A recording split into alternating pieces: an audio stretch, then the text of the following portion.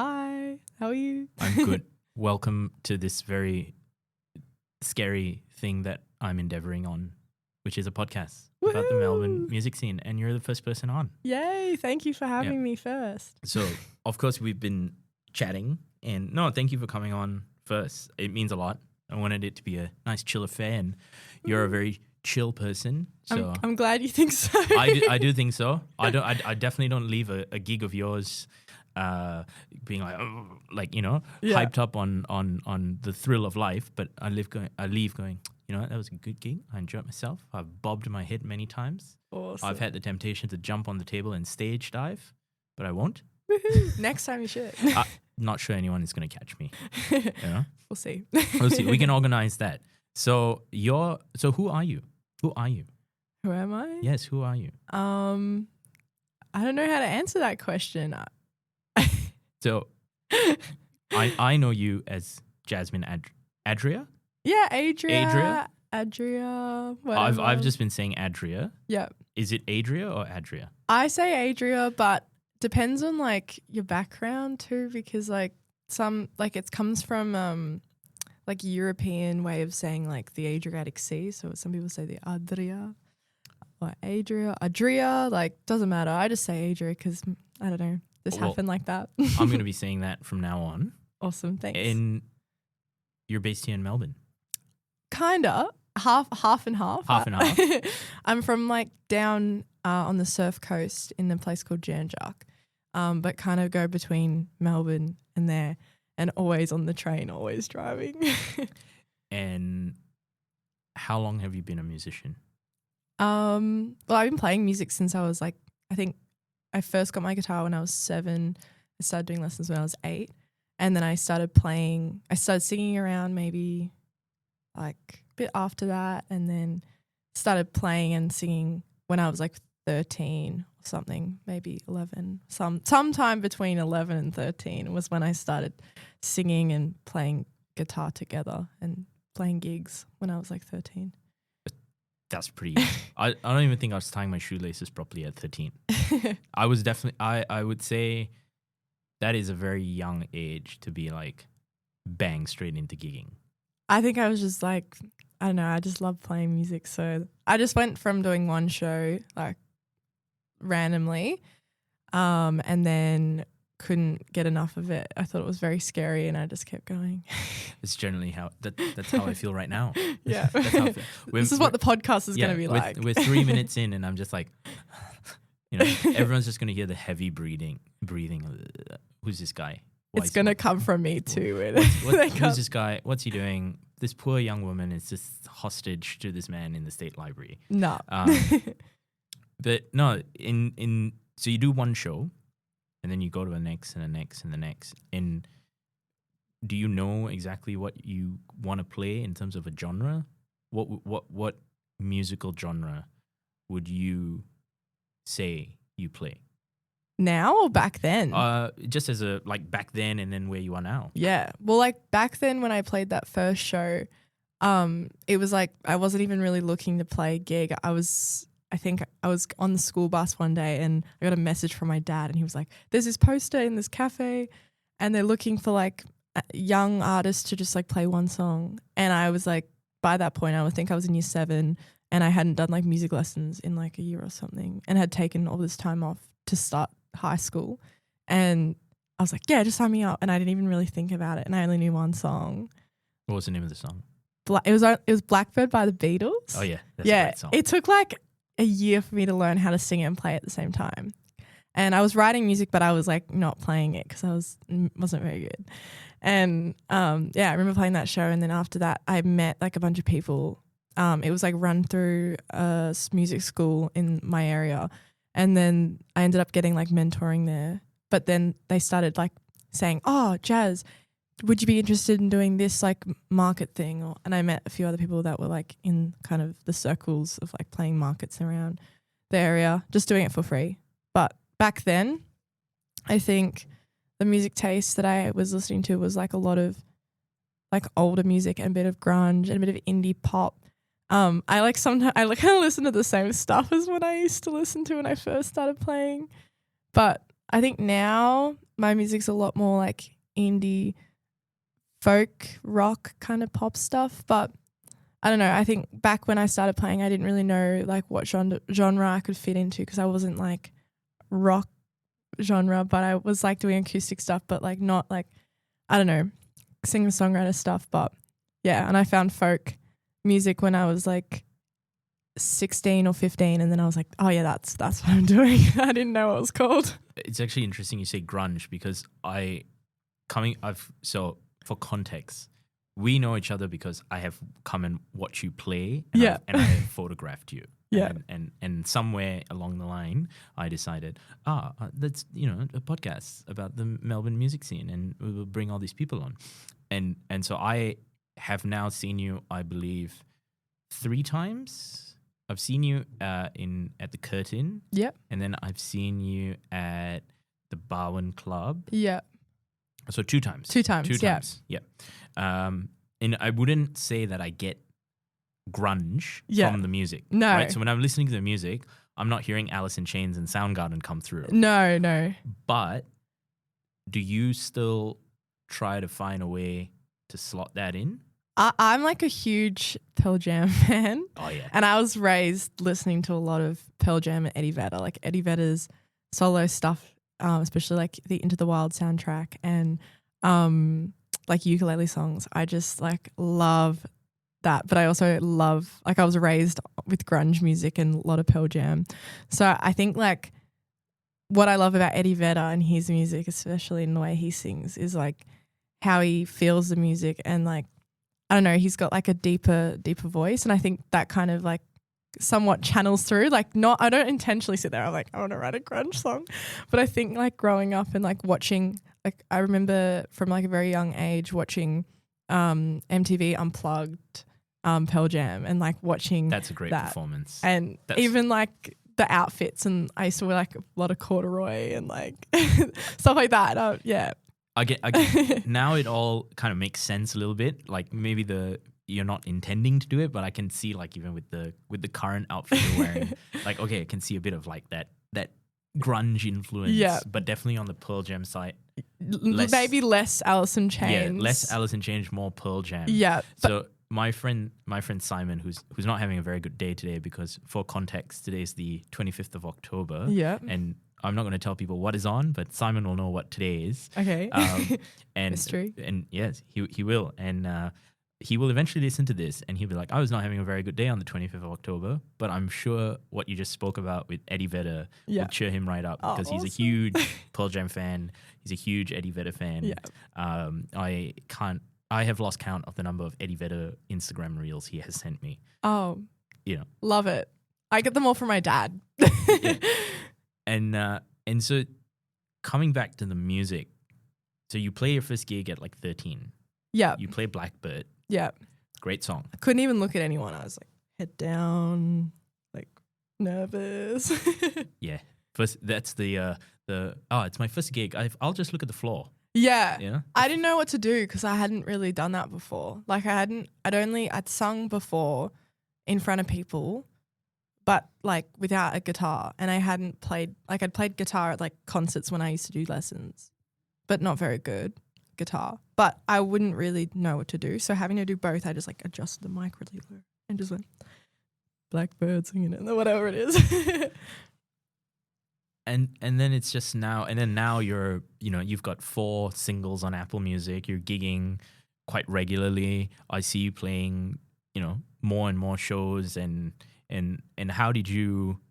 I mean, I know you say you love it.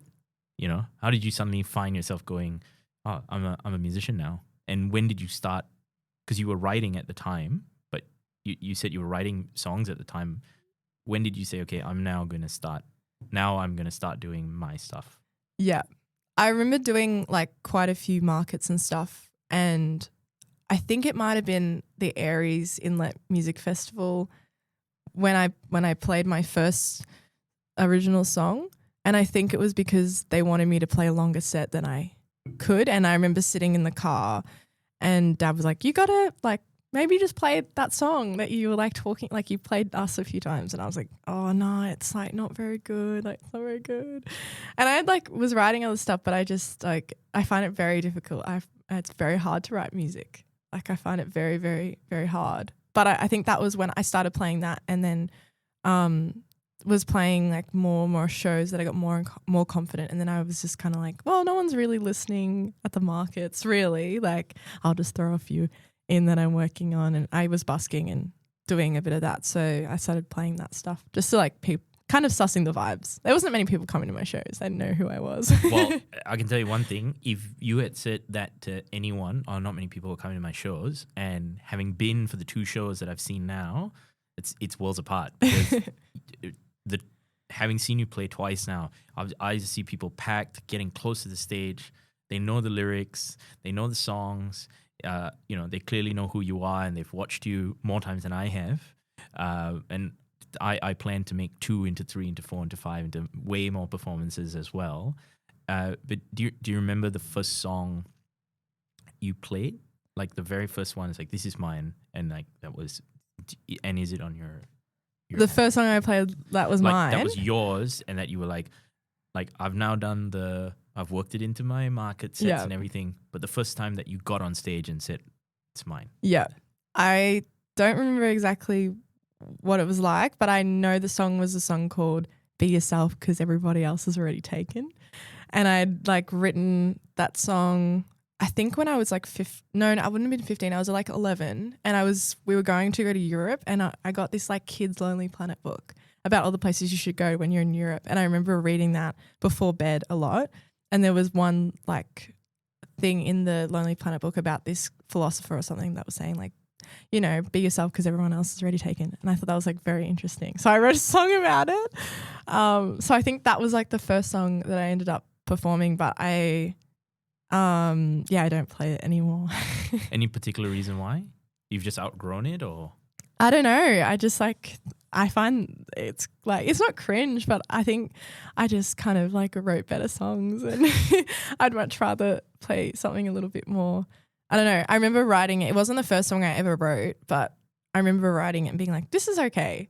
Like it's not like the other covers that I'm playing or anything. So, and because you talk about songwriting being hard, and it is hard. Yeah, it is hard. Like from my own experiences, I can't write lyrics to save my life. Right.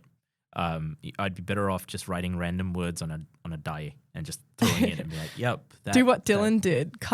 Didn't he cut the piece of paper and then like mesh them together and just like make up stuff from that? Pretty much.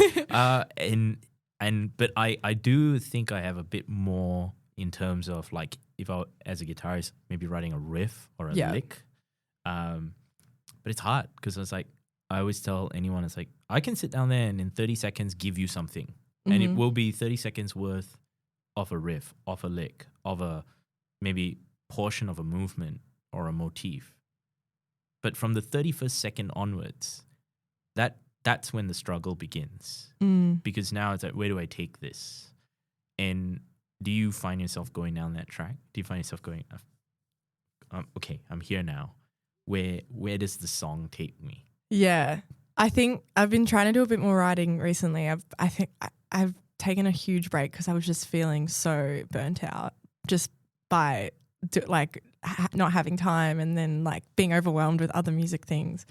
But I was thinking about it actually like I think 2 days ago when I was trying to write, and I was just thinking like, man, how did I do it before? Like I actually like sitting down and like playing a riff or whatever. Like I would say that sometimes I feel like my lack of knowledge with guitar like pulls me back from not being able to reach what I want to do. But I think even just like sitting there and trying to like come up with something that like I have in my head is really difficult, and like putting words together and like explaining stuff. And I think I've realized it's come from like singing and like writing songs that are somewhat traumatic experiences or things that I don't really want to talk about. And I think writing songs like that is a lot harder than and also being in the frame of mind. I think it's very difficult. But yeah, I was thinking about that like not long ago, just about how hard it is, and I just don't know what to do. Is writing therapy for you? I like used to do it heaps when I was younger, and then I just like I found it really draining. So sometimes that's why I take the breaks, because I'm just kind of like sitting there and like playing music. It's kind of like writing music sometimes can feel really exhausting.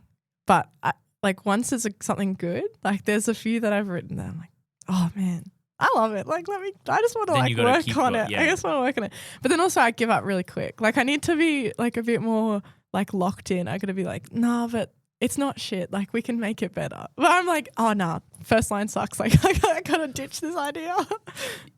Yeah, because I don't write lyrics. I will just say, oh, I have no idea what's the next chord. So I'm just going to play the same thing that I just played 30 seconds ago for another 4 minutes. Yeah. And then I'm looking at a recording on my computer going, where do I go for this? Yeah. And then that can be quite nerve-wracking, because then I'm like, oh, but I don't want to cut it.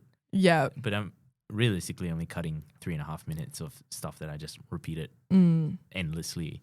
And I get the burnout, Yeah. Because it's just where I can't keep producing it like I'm a factory. Yeah, yeah. You know? I think I'm just like trying to find a different way to do it. I actually recently watched the Marlon Williams movie that just came out, and I was just watching that and I was like, maybe I've got to like start writing on a different instrument just so I can like break out of like the sameness of like trying to write specific stuff. And I don't know, I record everything that I'm like writing. Like I normally just put like voice memos on and I like sing and play stuff. And there's been times where I'm like, man, I'm just written like kind of 4 songs in this short amount of time that sound really bad. And then I'll listen to it and I'm like, oh yeah, that's actually not that bad. Like one of my newer ones is kind of like that. I was just being like silly and just like coming up with stuff, and just like was in the car one day driving to Melbourne. I was like, oh, let me just like let me listen to what I've been like doing out of my own like brain. Just driving and just listening. And there was one like one of the new ones, Mistaken Love, was like that. And I was listening to it, I'm like, this is actually not that bad. And then kind of just like learning of what I'd written. Like I didn't write it down or anything. I just came up with it while I was on voice memos, and then listening to it and going, okay, I got to write out these lyrics and then work out what chords I played. I can't even work it out. Like stuff like that has happened a few times with me as well. So I think not giving up straight away and just like thinking, okay, well, let me just like writing shit music and writing things that are like bad, that I think is bad, is better than like not writing at all. I think that's what I'm trying to teach myself. I'm with you on that. I'm definitely with you on that. If you're not writing, it's basically a 0 out of 10. Yeah. If you write and it's a 1 out of 10, you can always make it better. Yeah.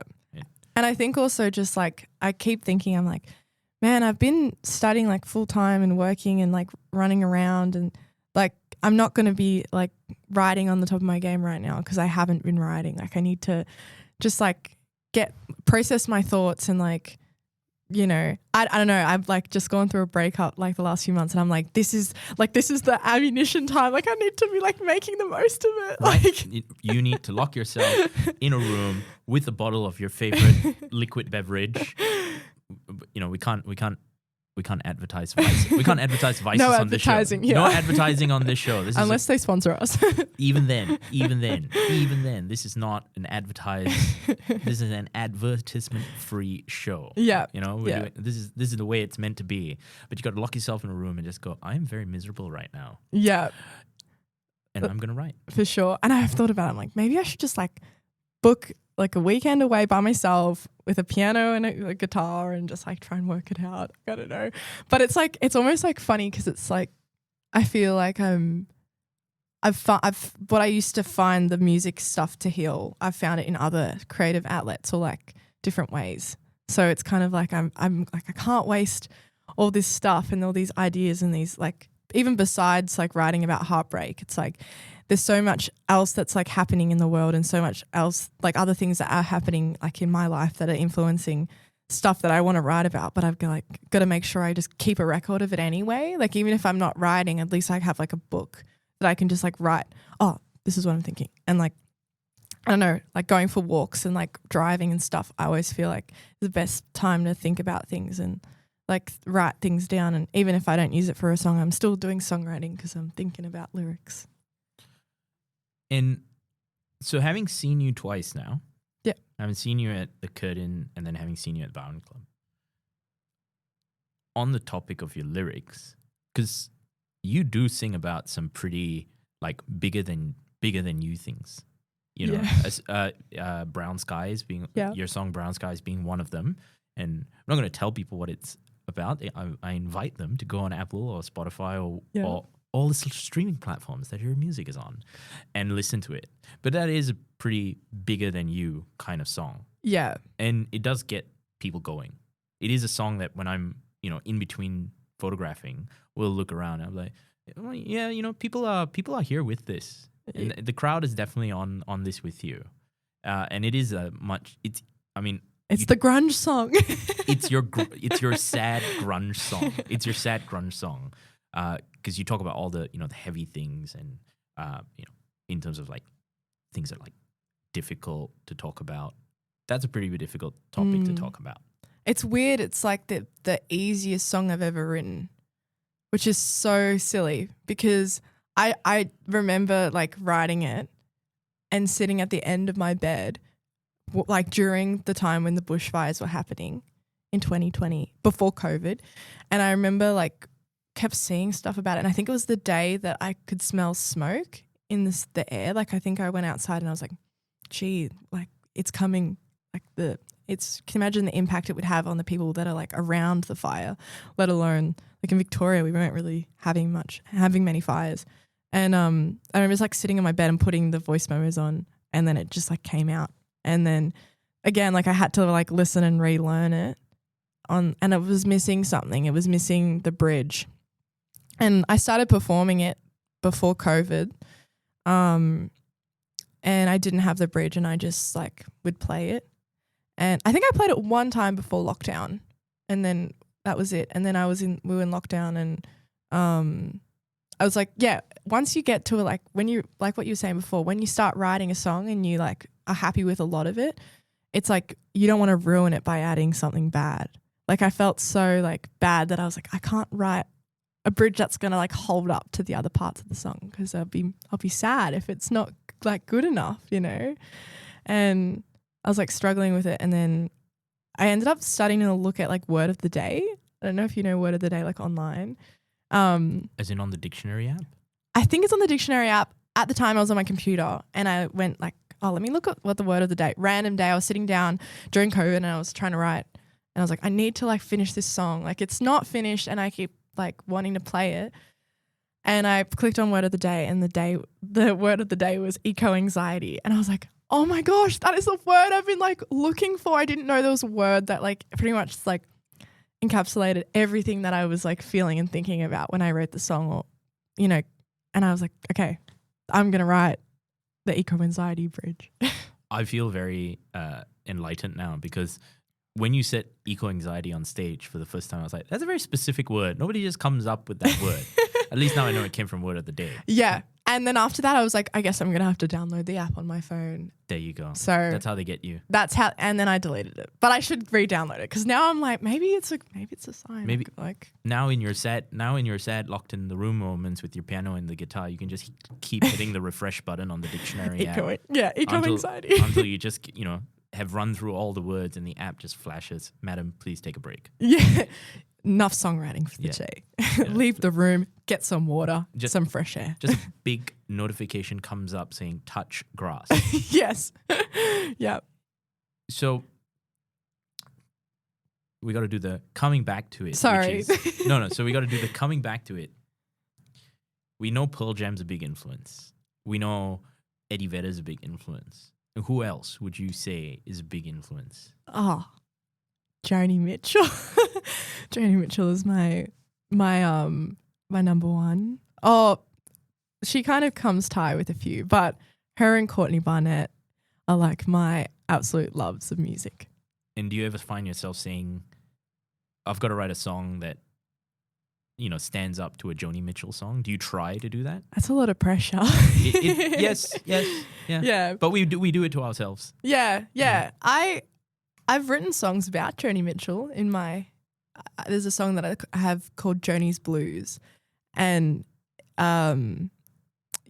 which references Joni, but I remember when I discovered Joni Mitchell, and a lot of people had like said to me like, you got to listen to Joni Mitchell. Like you would love her. Like you kind of remind me of Joni Mitchell. I was like, who's this Joni Mitchell lady? And and I always think like I wish I wrote Case of You. Like that would be like if I wrote a song like Case of You, that would be it. Like I'd be all, I don't know, I'd be so happy. Well, I know you know this, but you while you haven't written Case of You, you have written many songs. Yes. February Boy, Devok, Brown Skies. And they have that effect on people. Oh, that's very sweet. when you're looking into the crowd, yeah, being a local musician, Case of You by Joni Mitchell, packed out Wembley Stadium. It's a big international star. It's easy to say that. Yeah. But when I think the fun part and what makes what we're doing today fun as well is that I know I'm sitting across the room from someone who is a local musician, is from the same state.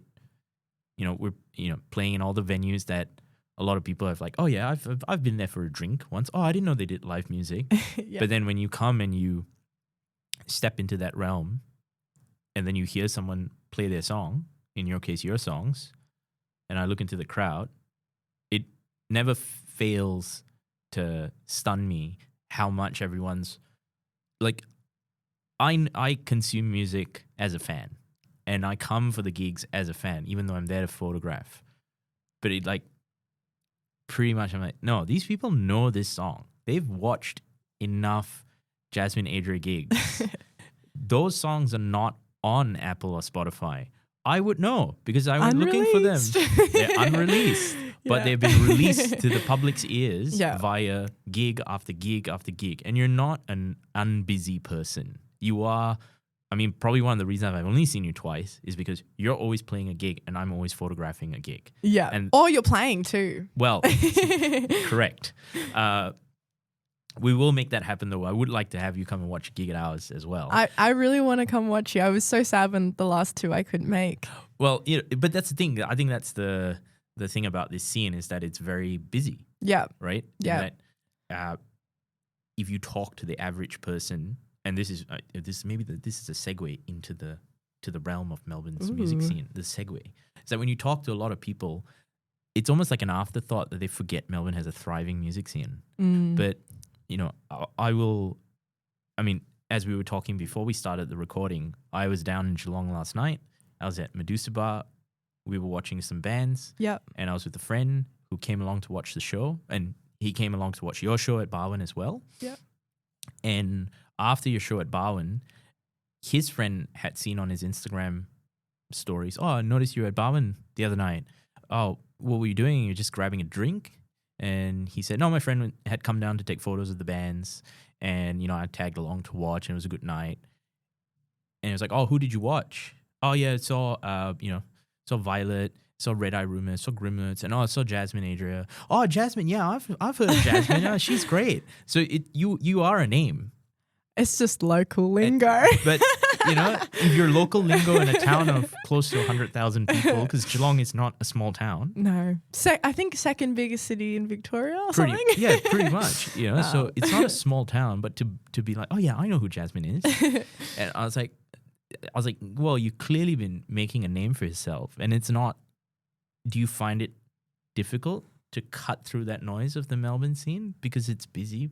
Do you feel like if I don't gig enough, I'm not going to progress? I do think I'm not gigging enough. I need to be playing more. I'd love to be playing more. But I think what makes Melbourne music scene so different to Geelong, it's such a large city as well. Like there's a lot of music fans in the city in every part of Melbourne. And I feel that the variety of having that makes there's more variety of venues and more bands and stuff. And I remember the first few shows that I played in Melbourne and I was terrified because it's like little country fish in the big pond. And I just was very overwhelmed with how people were just wanting to watch any night of the week, Sunday night, Tuesday night, Thursday night, whatever night of the week, there's people that actually want to go watch live music, and there's so many spaces for that. And I think as a musician, it's like very comforting to be like, even if I don't know anyone really in Melbourne, or anyone that I don't know if anyone's going to come, I'm supporting people that I don't even know. Like, it's so awesome because you get there and you're like, oh my goodness, like new friends and these new people that actually really want to like watch and are interested as well. Instead of playing like in Geelong and Torquay, it's great. Like, but it's also kind of like there's not as many people that want to be. Like, there's heaps of people that want to be there, but it's like you kind of get to know the people. Like in Melbourne, there's so many people that you don't know that want to come watch. And do you find your music's quite? I like your music. That's my personal opinion. Yeah. I like it. I enjoy it. I wish there were more songs on Apple and Spotify. And there's more coming. There's more coming. I know. I'll be at the next gig like, oh, this single launch, that it'll happen. But do you find like it's your music just brings people in, and that you're getting more fans, more people at shows? I don't even know. Like, I find like I've never done a headline show under my own project, which is intentional.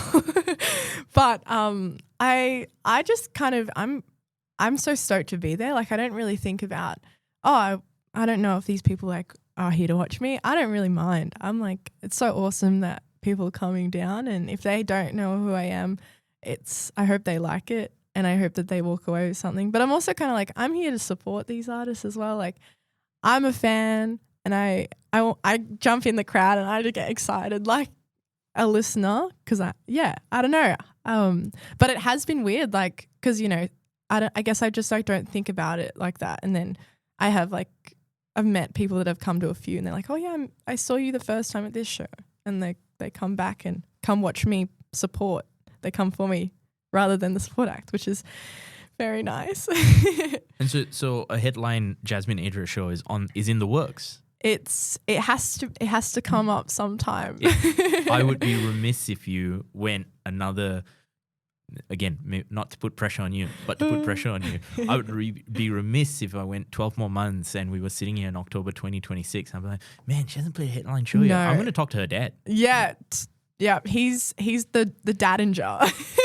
No, but yeah, they definitely won't be hopefully that long. Like, I've just been trying to, I want to make sure that when it comes time to doing a headline show, that it's like there's a reason, and that people like want to actually go, not just that I'm putting one on for the sake of it, But wouldn't you say people do come to watch you? Yeah. Regardless of what the reason is. The reason is Yeah. that the reason is you're playing. Yeah, I guess. I mean, this doesn't really need to be a reason beyond that. Yeah, I think that the performing stuff and the gigs, there's like so much more to it too. And like, I've done a headline show with my last project, and it was just like the most incredible thing. And we didn't know if anyone would come because it was a launch for our project. And I just had the best time, like doing all the stage design and working on like what we were going to wear and like all that stuff to me, and like the poster and all that stuff. It's so important to like the show and giving the audience something that's a bit different. And like in my mind, I'm like, I want to make sure that it's something unique that someone can take away. Even if they've seen me play a bunch of times, they're going to walk away with something a bit different. What was the name of your last project? Paisley Lace. Paisley Lace? Yeah. And can people look that up? Yeah, I think the Instagram's still out there. We didn't release anything, but yeah, my big love, Paisley Lace. There you go. Do you take that same energy into your solo work? It's really different. It taught me a lot, like just about performing, and I think about Paisley all the time, and I do think that I'm like taking a lot of notes. Like, I got a lot of my goals, and how we started Paisley was done by goals. And I feel like from doing Paisley, I've like learnt lots of like different ways of writing music. Like, I wrote a lot of songs with Paisley, and there's a lot of things I want to explore. I don't want to spoil. No, this is not the spoiler cast. But Paisley is great. Like, was a great experience for me, and coming out of like being like in high school and taking a gap year and like working on that project, we were able to like play shows that we never thought we'd be able to play. And I think since then it's definitely like I've met a lot of people that I now know because of Paisley Lace, and they came and watched us play. Or like I recently did a show with a few bands, one Sammy Luca's Sundown Band and Clementine, and they used to play in another band when Paisley was playing, and we met through that. So now we play now. The Sammy Lucas band was up in Beechworth, wasn't it? Yeah, we played in Beechworth, and then a few days later we played at the Leadbeater. But I just had the best time with them, and they used to play in a band called Nonna's Kitchen, and Nonna's Kitchen played, I think our first show in Melbourne with Paisley Lace was with Nonna's Kitchen. So it's kind of like awesome that, you can build the community from whatever project you do. I remember when you announced the Beechworth show. Yeah. I actually messaged a friend of mine because he lives in Beechworth. Oh, awesome. And he will listen to this eventually as well. I saw him there. You saw him there. And I said to him, you need to go and watch the show. Jasmine's great. You're going to love it. You're going to enjoy yourself. Don't just do it. And he just thoroughly enjoyed it. Oh, awesome. And in my message, I said, you need to go up to Jasmine and just be like, shake and says hi. And, she'll freak out and she'll be like, ah, and it'll be great. It'll be great. That's everything you need. But he wasn't able to do that, obviously, because you would have been busy. You'd have been packing up. He did send me a message and I was like, no way. Oh my goodness. and he's just too kind to have, put himself in there and be like, oh, hey, by the way, whereas me, it's like as soon as you finish a gig, I'm like, Jasmine, that was great. Oh my God, it was amazing. And I'm like in your face and I'm like, I love it. By the way, and I have to like remind myself, she needs to pack up before the next band comes on. But it's awesome because you just play and you're like, oh, what did everyone think? And then you're like, oh my gosh. And I was like, okay, good, it's good, it's good. Is there anyone in the in this local scene, Geelong, Torquay, Melbourne, Beechworth, wherever, right, locally, because you talk about the Eddie Vedders and the Pearl Jams and the Joni Mitchells. Yeah. Are there your Eddie Vedders, Pearl Jams and Joni Mitchells locally that you look up to? Like people that, you talk about like Sammy Lucas Band, and do you have people locally that you look at and you go, that's the direction, that's the goal, that's who. Yeah. I think it's crazy because it's awesome to be fans of like your friends' bands, and like I don't know, I feel like a lot of the people I look up to have really different music to what I'm working on, and for sure. Like I'm a big fan of DePorsel, have been since when I used to play markets down in Torquay. They were doing the same kind of thing, and seeing how they work is amazing. And even with like Sammy Luca's band and Clementine, who's part of that as well, like since just going and playing with them, it's been unreal. Actually, one of my favorite musicians of the area actually plays in my band, which is awesome.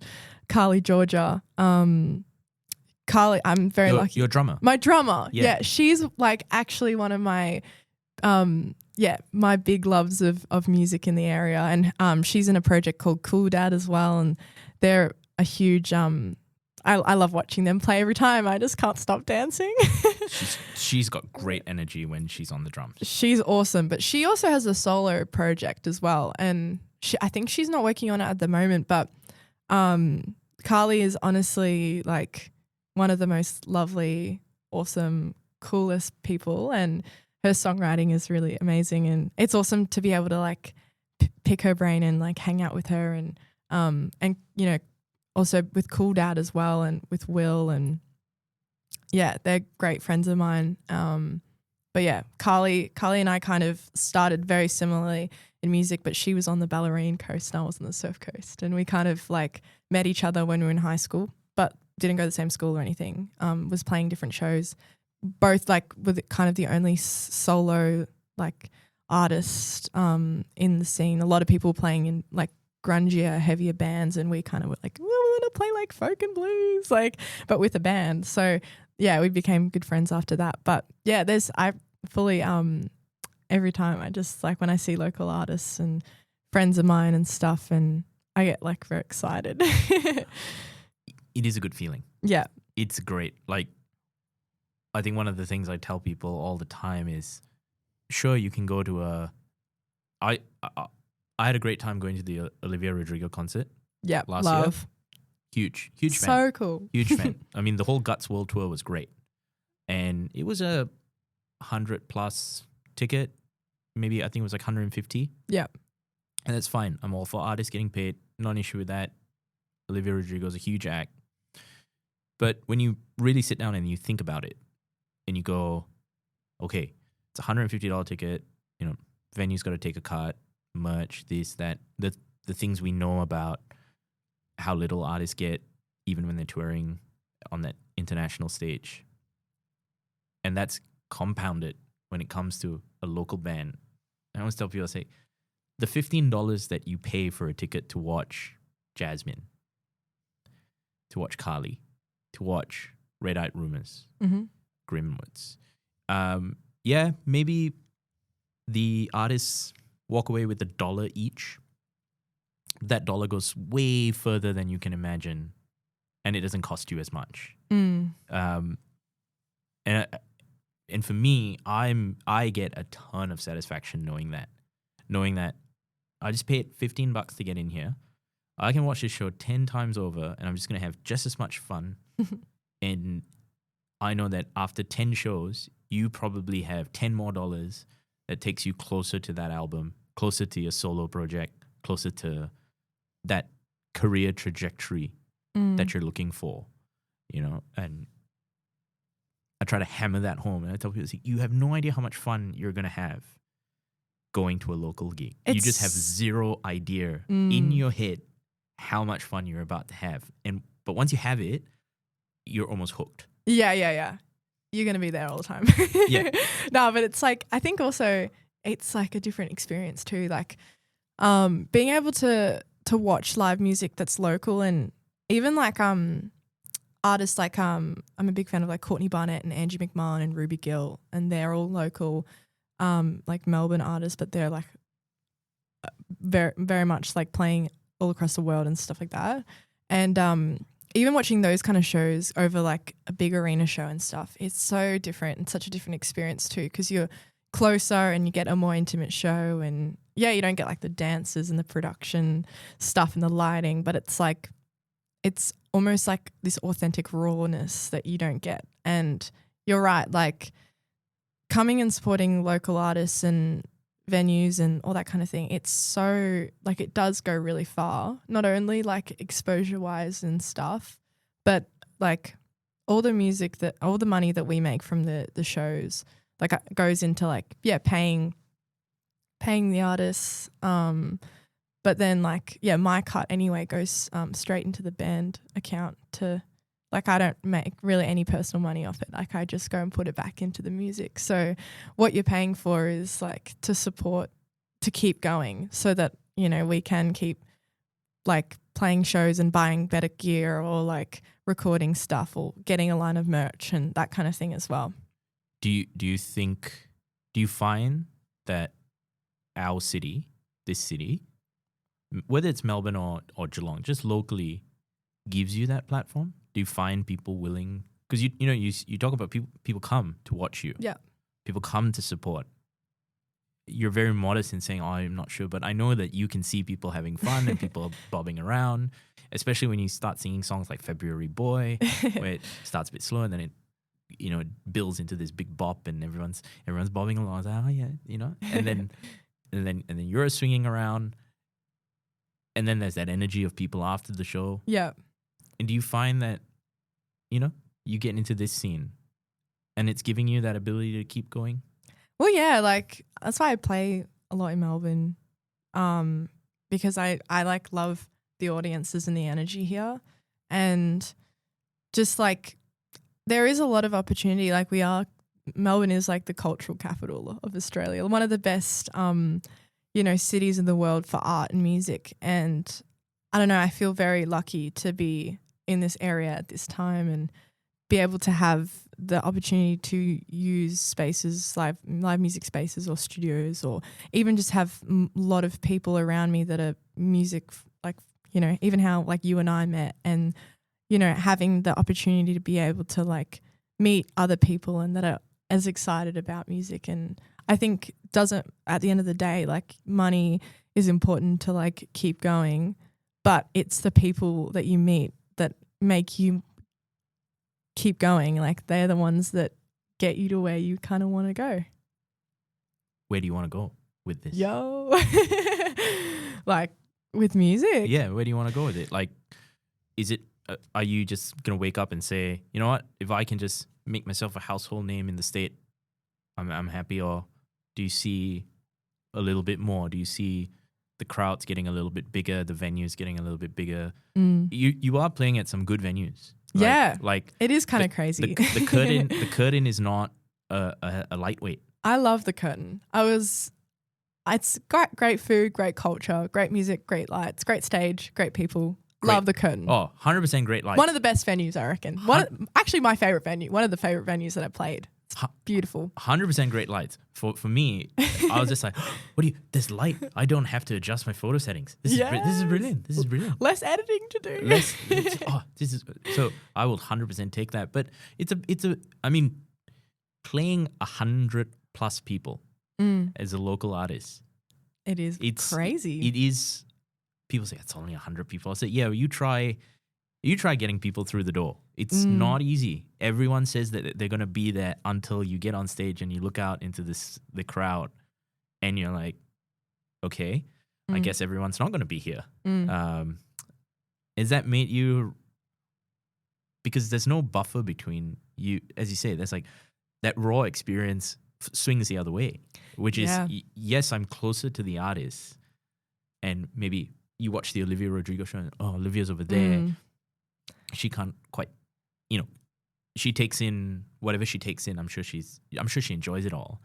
But on the whole subject of, I played to 100 people, you probably had to ask 1,000 people just to get them there. Yeah. And has that made you look at relationships of people a little bit differently?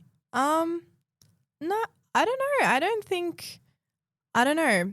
I didn't really, about like friends and stuff, like not coming. Is that kind of what you're asking? Friends not coming, or just getting that vibe of like, okay, people are not dependable, or people are dependable, or, venues are not dependable, or promoters are not, or people are dependable. It's not necessarily a negative opinion. It's just because you're so much closer to everything. There's nowhere to hide. There's no intermediaries. It's just, if you want to get this show done, you have to pick the phone up and go, I want to do this show. Yeah. Yes. And well, I do like all the kind of business stuff on my end anyway. Like I don't have a manager and stuff, and I'm doing that myself. But I don't know.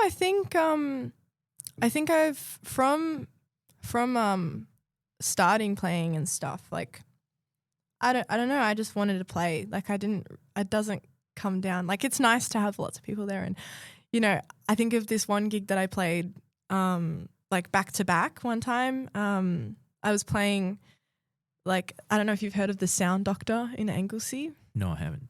They take the Anglesey Hall and they like have great acts coming in, and big acts, and then they like sometimes sell it out. The sound's really great. I played a show there with Ben Lee one time and it was sold out, which was awesome. So going from like a show like that where they like the lights and the sound and the people, there's heaps of people and they feed you beforehand, and there's like a dressing room and all that kind of thing. And then I played a show the next day in Geelong, and it was just my parents and the sound person. And it's like, you know what? I was kind of grateful because I was like, man, I feel tired after that other show, but also kind of like, oh, I get to kind of experiment now. Like it's kind of fun to be able to like, it's humbling for sure. I'm like, man, what happened? Like what happened that when I went from there to there? But that's just sometimes how it goes. And people, a Sunday gig is different to a Saturday gig sometimes, and people have things on, and it's a kind of a part of what it is. And I guess also kind of like it's a good learning thing to like look into what kind of shows you want to be playing with like specific people or the venues. Like you want to suss out the vibes before you book the show as well. Now, one thing I want to talk about as well before, because we could talk about everything. Yeah. Is so the first time I saw you was at the Curtin. Yeah. And it was part of Ruby Mae's album launch. She's great. Great She's album. so good. Love the album. Oh, just repeat, just Yeah. on repeat. Up at the front dancing. That's the vibe. That's where you have to be. But that was an interesting show for both of us because one, it was my first time watching you. Yeah. So I did not know anything. I was just like, okay. Random woman on stage. Who is this person? Start the music. I've got photos to take. Cool. But your dad was your drummer that night. Yes, that was a funny gig, that one. I think what had happened was that I always wanted to play the Curtin, and I think my drummer and my guitarist couldn't make it. So I was like, I'm going to pull some strings and I want to play like Jake, my bass player. Love Jake. He's amazing. Like the most committed person you'll ever meet. He's so great. Responds all the time. So it's good. But he was like, I really want to play the show. And I was like, I really want to play the show. And Carly and Holly were like, man, I can't play the show, but like go for it. Like go for it. So my dad's a drummer and we jammed a lot during COVID and he knows the songs more than anyone else probably. And I said, oh, Dad, would you like to play? And he's like, I've never played in Melbourne. I haven't played in front of people for a long time. And I ended up playing the show, which was awesome. And then I had a really good friend of mine, Xander Willingham, who's in DePorsel. He'd never played with me before that gig. And again, like I recorded like February Boy and a few of the new songs that are going to come out sometime soon with his brother, who's also DePorsel, Che Willingham. And so he knew the songs as well, Xander. So I was like, he was like, oh, I really want to play with you. I was like, okay, let's like do a few practices and see how we go. And we were all very nervous because Dad was like, first time playing Melbourne. Zen was like, hadn't played the songs live before. And Jake and I were going, oh my God, we don't even know like what it's going to be like, and playing the Curtin and stuff. But that's one of my favorite gigs like that we've played, just because it's so special to be able to share the stage with my dad and like my good friend Zan, and especially like his band is like one of my favorites to go watch. So it's kind of like celebrity status. But yeah, it was very raw, that gig, just because we were all like a bit terrified. And then the elections were happening at the same time. So we were also terrified about what was going to happen with that. And it was such a great fun gig. And it was just like, it was almost like we were having a jam in front of people. It was very, very fun. I thought it was great. I would not have known. Like, so I would not, because obviously seeing you the second time, then seeing different people. Yeah. For me, it's like, oh, well, is this the band? What was that? Yeah. But having the context of knowing, okay, that's your dad, and and there's that great photo I was able to get of your dad and you hugging after it, and then pointing the fingers to the sky. Oh yeah, my fingers were bleeding. That's why I was showing him. I was like, look at my finger. It's like there's blood running all the way to my hand. I was just like, that's some secret code that they have. I'll take a photo of that. I was just going, you played so awesome. Look at my finger. It was great, like and then running into you at the airport a week later as you're sending your brother off, that was so funny. We were just like taking a photo with the sign, and you were like, "Hey, would you like me to take that photo for you?" And we were like, "Oh my goodness!" And because my dad played, he met you too, and it was like, "Oh my gosh!" Like, yeah, so cool. It was like meant to be. It was great, and it's just been fantastic since then, and like because you talk about your dad being like dad injured and everything, and does he still give that same like push and encouragement that dads are known for, Yeah, dads being dads? Both my parents. My mom gives me like the most like true advice. She's always like, you know, you're not playing enough. You're not doing this enough. You're not like, she's always like, you know, you should have your songs out by now. What's taking so long? Like all this stuff. Like, and she's, you know, like, I need that because I need discipline. But then my dad's a bit like that too. He's like, you know, I've been listening to this podcast. You have to listen to this podcast. You got to check out this video. Oh yeah, Jazz. And we always like after the shows, my parents come to like most of my shows. They don't need to. They always like, I post it online. They're like, oh, I saw you got this gig coming up. Okay, we'll put it in the diary, like the family diary. But yeah, both my parents are very good at advice, and I always ask them, like after the show, like what was the best song? What song did you like the best? And like what do you think? What do you think when I said this? Or yeah, and they're like just big music fans. So I think we just, all three of us, and even my brother, like he's a big music fan, but he's been away. But currently surfing in New Zealand. Surfing and snowboarding in New Zealand. But yeah, my it was kind of like before I started playing music, my family, my dad didn't really play drums, and my family, like we all liked music, but my mum has become a huge music fan. Like Dad and I used to be always just chatting, and my brother didn't like music didn't like it, he just didn't have any interest. And then since like playing a lot, and then Dad started playing because he was like, oh, I just want to play, like watching you play and doing lessons, I want to do lessons. And then, you know, we all go watch live music together. And Lucas's taste is a bit different. He likes he likes some of Dad's music, heavy metal and speed and a bit more like heavier music. I don't know. Maybe your brother should come watch my band. He probably like it. He's yeah, we laugh at him. He's funny, but he sometimes on YouTube, like we'll watch something like a speed video or something, and he's always like back flipping or front flipping into the crowd, or like he's always in the videos. Like he's a big live music attendee, but just different type of live music to me. Well, it'll be interesting to see you and your brother in the crowd when our band's playing at some point. I'll be like, yep, that's two very different reactions. They're both having fun. Yeah. One's just having a little bit more fun. He's all into the moshing. No moshing at ours, don't worry. No moshing? Oh, he's gonna start the mosh. That's what he's gonna do. We have a designated mosh starter. And you know, it's good because like it's nice to see like your dad and your mom there, and like I've met them and I've had a chat with them, and they love you. They're like, who's that? Is that guy coming to take photos again? I was like, no, not this time.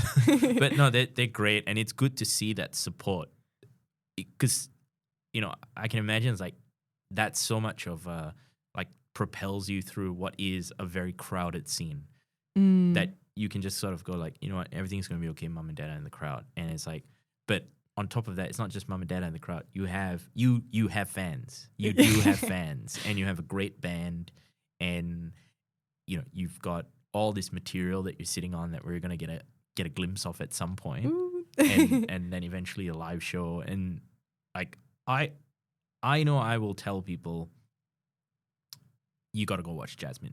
If you get a chance, you got to go watch Jasmin. I can't force you to go, but You're the manager now. You're the promoter. That's like, have you seen Jasmin? You should go watch Jasmin. Have you bought a ticket? That was Here's the link. The link. that was pretty much me when our band was performing. I would walk in every day. I was like, ticket. Have you got your ticket? You haven't got your ticket? Don't talk to me. Don't talk to me until you get your ticket. Life of the industry, right? Life of a musician. Yeah, 100%. And it's like, it's very draining. It's very draining because you then go back and go, am I good enough?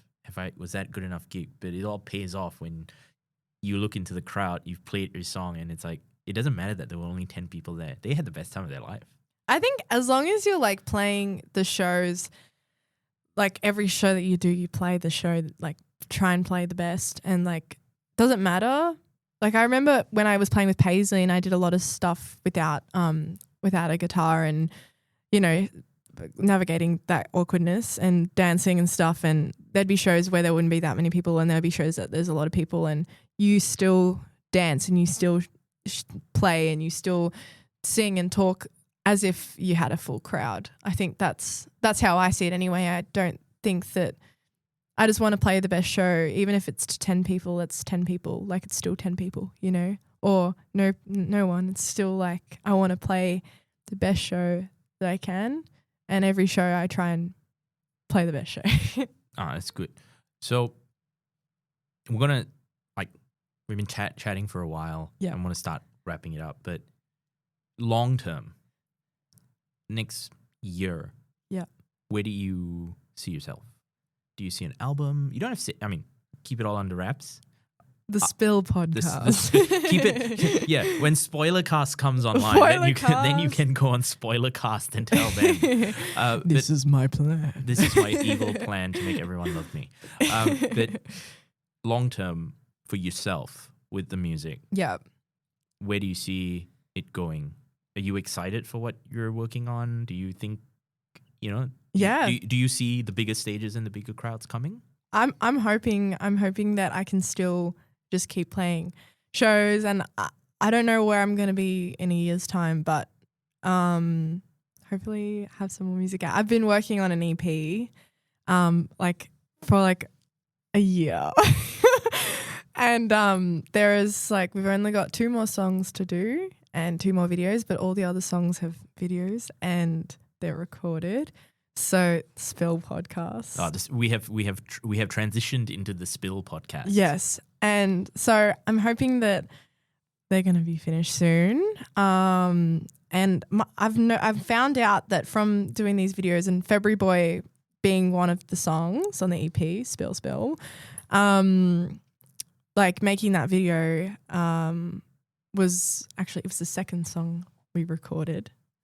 This is the Spill podcast. This is now the Spill podcast. The first podcast is over. This is when it gets juicy. Now we're on the Spill podcast. It's only the people that listen to the end that get the spoilers. That's how it works.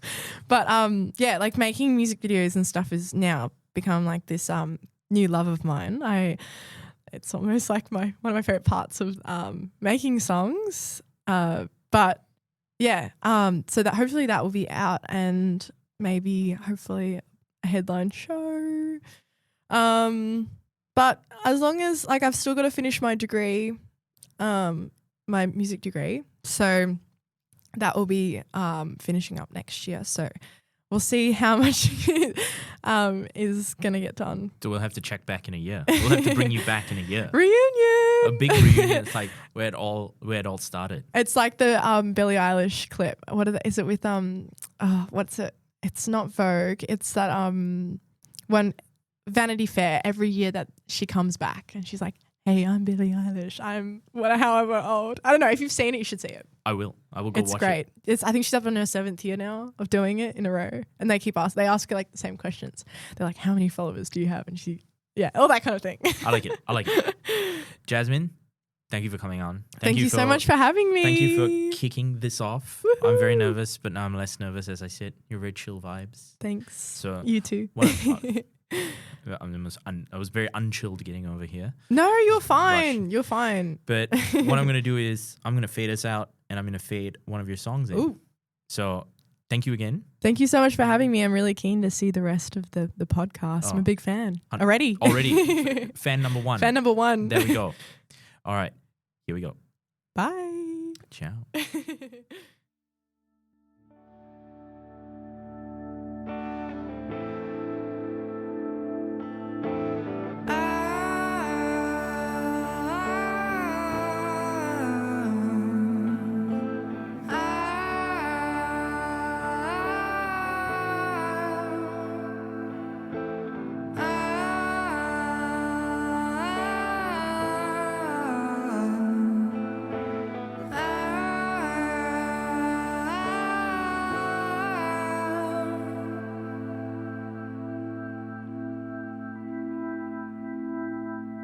I'm stuck in my heart.